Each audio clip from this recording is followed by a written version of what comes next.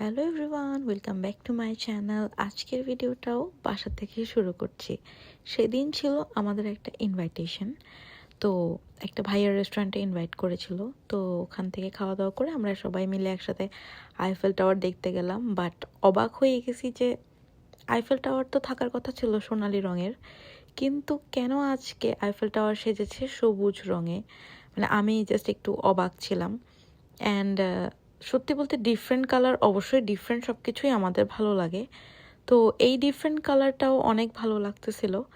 Like মনে হচ্ছিল যে নতুন করে আইফেল টাওয়ার দেখছি। আইফেল টাওয়ার আসলে ফ্রান্সের বলতে গেলে একটা সিম্বল। আইফেল টাওয়ার না থাকলে আসলে ফ্রান্সকে আমরা চিনতাম না। তো আমার মনে হচ্ছিল যে যেহেতু এটা বিজয়ের মাস, তো ওই কারণেই কি তাহলে আইফেল টাওয়ারে সবুজ বাতি দিচ্ছে। বাট আনফর্চুনেটলি না, আইফেল টাওয়ারের সবুজ বাতি দেওয়ার পেছনে কারণ ওইটা ছিল না। বাট আমরা যেহেতু বাঙালি, সো আমি ভাবতেছিলাম বিজয় মাস উপলক্ষে নাকি এই যে সবুজ বাতিটা দিচ্ছে। বাট দেখেন ডিফারেন্ট লাইট অনেক ভালো লাগতেছে। আর দেখেন শীতকালে কিন্তু আইফেল টাওয়ারের উচ্চতা কমে যায়, কারণ এর যে মাথাটা ওইটা কুয়াশার মধ্যেই ঢাকা থাকে। হঠাৎ করে হাঁটতে হাঁটতে দেখলাম আতশবাজি ফুটছে, বাট আমরা বুঝতেই পারতেছিলাম না কেন এই আতশবাজি ফুটছে। হঠাৎ করে কি হয়েছে, আতশবাজি ফুটেছিল, বন্ধ হয়ে গেছে। মনে হয় পুলিশ আসছে ওখানে। হ্যাঁ হ্যাঁ পুলিশ আসছে, তুই হেলমেট পরা। কি হয়েছে, মনে হয় কোনো একটা প্রবলেম হয়েছে না ওইখানে। হ্যাঁ হ্যাঁ হ্যাঁ পুলিশ এসে গেছে তো। কিন্তু আজকে কেন সবুজ কালার? আজকে বাংলাদেশে বিজয় দিবস না, এই জন্য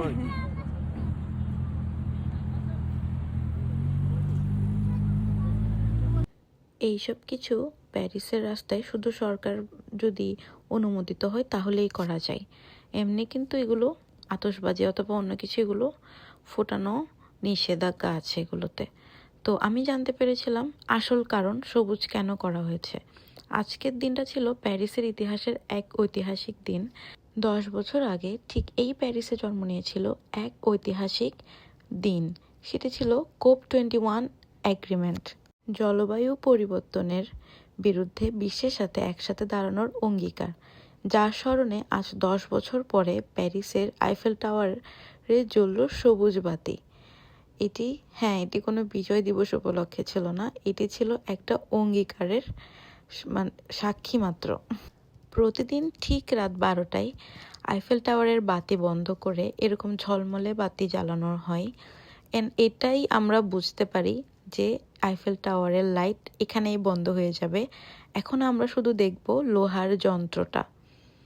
মানে যখন আইফেল টাওয়ারে আলো জ্বলে সোনালি রঙের, তখন মনে হয় মানে আইফেল টাওয়ারে যেন প্রাণ ফিরে আসছে। কিন্তু যখনই আলো নিভে যায় তখন আমাদের কাছে শুধুমাত্র লোহার টাওয়ারের মতোই লাগে। এই যে সেন নদীর সাথে এই আইফেল টাওয়ারের সৌন্দর্য সবসময় আমাদেরকে মুগ্ধ করে। এবং এর সাথে আজকের ভিডিও শেষ করছি। সবাই ভালো থাকবেন, সুস্থ থাকবেন। আল্লাহ হাফেজ।